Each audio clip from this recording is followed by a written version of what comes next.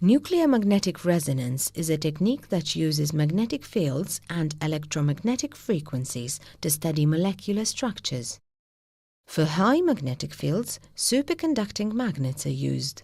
Lower fields can be generated by permanent or electromagnets. Samples are inserted in the center of the magnet and are positioned in the NMR probe. So the sample is located at the position of the strongest field and highest homogeneity of the magnet.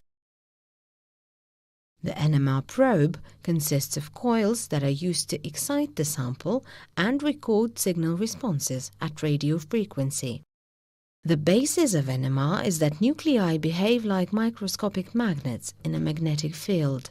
They spin around the main magnetic field just like a spinning top. This motion is called precession. The frequency of the precession is proportional to magnetic field strength.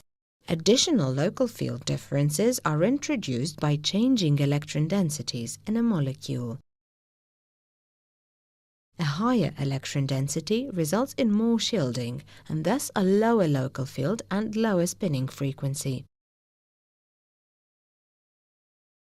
In NMR, the frequency of the excited nuclear spins can be measured from the electric current they induce in the coil.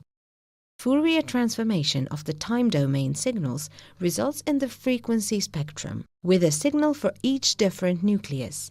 The different frequencies we call chemical shifts, as they depend on the chemical structure of the nuclei.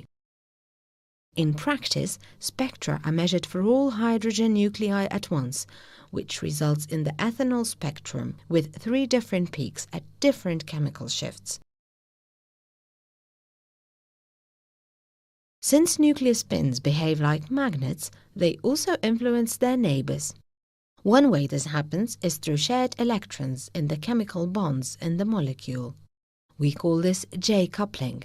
Each spin can have 2 states, along the magnetic field or against the magnetic field. As an example, we look at the 2 methylene hydrogen spins, which are chemically identical. They can have 4 combinations: 1 spin down, 1 up, both spins down,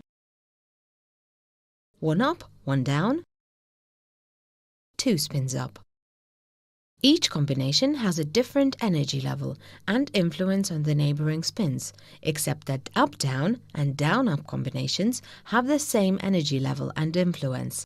The influence is visible as a splitting of the signal of the methyl group into 3. This is called a multiplet. Likewise, the 3 methyl hydrogen spins split the methylene response into 4 signals. In conclusion, NMR can identify molecular structures from chemical shifts and multiplets.